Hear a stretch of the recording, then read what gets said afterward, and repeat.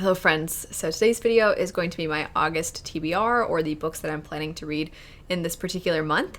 So a big thank you first off though to GlassesUSA.com for working with me on today's video. You all know that I love working with them. It's where I get all my glasses. It's where I got my glasses before I ever started working with them, and I recently got this new pair of glasses which I absolutely love. So the pair that I had been obsessively wearing before this pair was my clear pair of glasses, which I also love, and I just think clear makes it the ultimate neutral, and there's no tint of color in this pair, which I really like.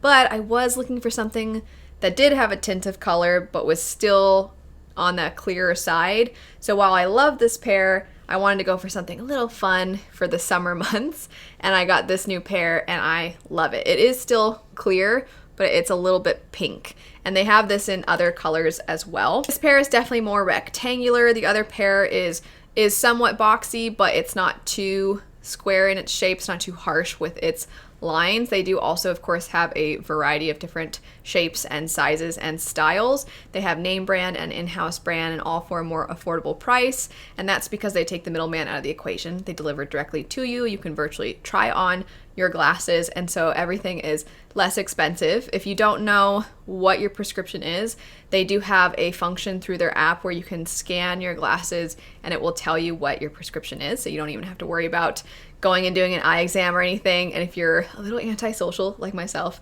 I always appreciate not having to talk to anybody. They also have prescription sunglasses or sunglasses without any kind of prescription. They have blue light blocking lenses. So they have just a huge selection of things to choose from. If you are interested in checking GlassesUSA.com out, I'll have a link to them in the description bar down below, as well as these particular pairs if you're interested in these ones. But anyway, a big thank you to them again for working with me. And now jumping into the books I'm planning to read in August. A lot of you know that I've been making a huge effort to dedicate some time every month to picking up new releases. And I know that not everybody has the time and the money to get around to new releases, and so what few they do pick up, it's helpful to know if it's one they're likely going to enjoy, especially because new releases, often you're not going to find them discounted. It might be a lot harder to get them from your library, so if you are going to pay for them, you would hope that you're going to like them. And so that's one of the reasons that I've been trying to prioritize talking about new releases. You always see anticipated releases videos, but you don't always see follow-ups to those, and that's a big emphasis that I've been trying to have here on my channel this year. And so August, though, has so many new releases. And I have talked about these quite a bit in the couple of previous anticipated releases I've done, the last two, and August just has so many. So I'm going to go through them relatively quick because I have talked about them already in previous videos, and I'll have those videos linked in case you want to see some other new releases that were from July, and then also there's one I believe from September I mentioned. But the first two would be The First Binding and Babel. I think these are the two that a lot of you are going to be the most interested in. Babel, I don't even have to say much because so many of you probably already know and are anticipating this one. I've heard great things. My friend Jess got an early copy, and so if you're interested, I'll have her channel linked so you can check out what she thought of it. But she loved it. I know she loved it. And I was very interested to see what she would write after the Poppy War, and this is such a hard turn away from the Poppy War, and I am very interested in checking this one out. And then we have The First Binding, which is apparently, my friend Patrick has already read this, and I'll have his channel linked, and he said it's like a South Asian version of Name of the Wind. And I didn't love Name of the Wind, but I didn't love Name of the Wind because I didn't love Kvothe, the main character. So if you can give me a character that I like a lot, then we have some potential. I'm pretty sure it's super chunky, like 800 or 900 pages or something, and it knows it's like Name of the Wind, but regardless, I've just heard both of these books are fantastic from some of my friends, and I am very interested in reading these ones. So these will for sure be picked up in August. We also have a few sequels. One of them would be A Venom Dark and Sweet. We also have The Dragon's Promise, and then the second book in the Amari series. I believe it's called Amari and the Great Game. And so all of these are second books in series. Two of them are duologies. The Dragon's Promise is the sequel to Six Crimson Cranes, which I thought was very sweet and so fun. And then A Venom Dark and Sweet is the sequel to A Magic Steeped in Poison, which actually also came out this year, and I read and really liked, and so I'm really excited that the sequel is coming out so soon.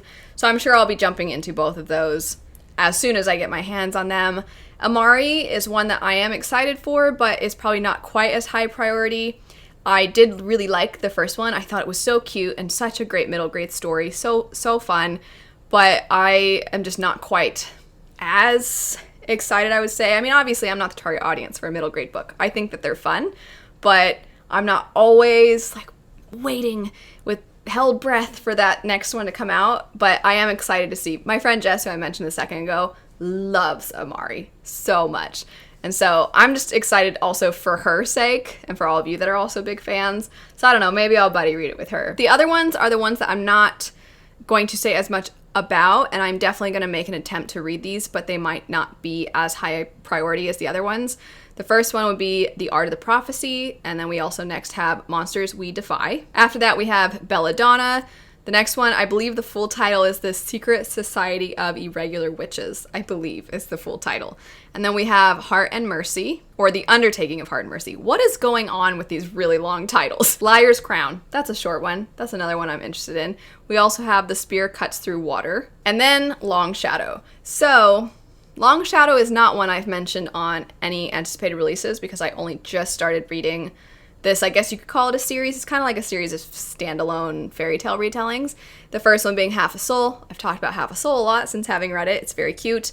And then also 10,000 Stitches, which was cute. I liked Half a Soul more, but I did still like 10,000 Stitches. And I think this next one is coming out in August. I think they're all basically back-to-back releases.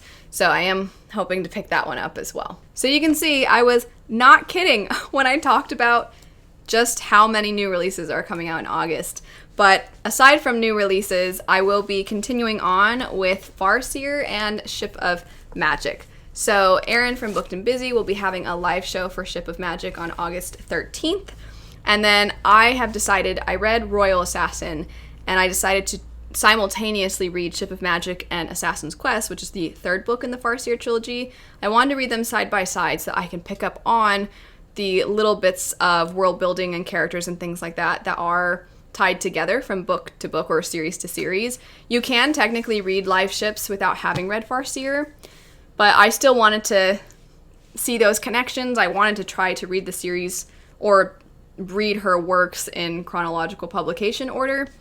I gotta say though, live ship is stealing my heart. I am loving this so much, and I cannot wait to read further into it.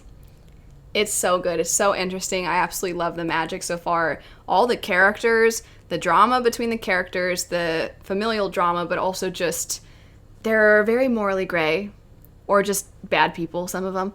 And then some of them, I mean, my favorite character is a 13-year-old kid. Wintro. I love Wintro. I love Wintro so much.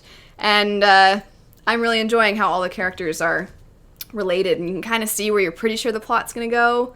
But I'm also curious if it's going to go in the direction I think it's going to go. At this moment, I'm 293 pages in, almost 300. It is almost a 900-page book, though, so that sounds like a pretty decent chunk, but it's not actually that much. And then I haven't yet started Assassin's Quest, but I will be starting it here pretty soon. I don't love Fitz. If you watched a recent reading vlog of mine, he's not my favorite.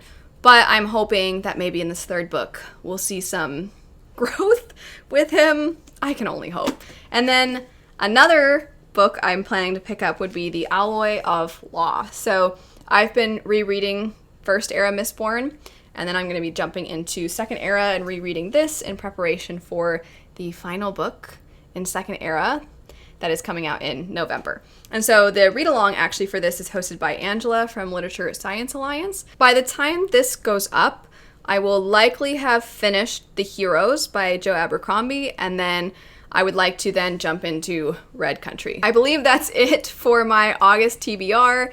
I will try my best to get around to all of these.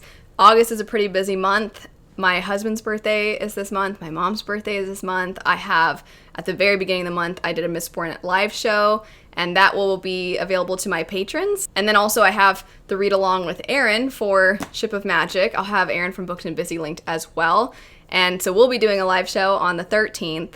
And anyway, August is just very busy. And then at the beginning of September, it's my anniversary with my husband. So just this month and a half is going to be really, really busy, but I'm going to try to get around to as many of these as I can, if not to all of them. Fingers crossed. But anyway, let me know what your most anticipated release for August is. Let me know what you're planning to pick up in August. I hope you have a lovely rest of your day. If you're interested in any of these, I will try to have information for them in the description bar. But anyway, thanks so much for watching. A big thank you again to GlassesUSA.com for working with me on today's video. I hope you have a great rest of your day, and I'll see you all later. Bye.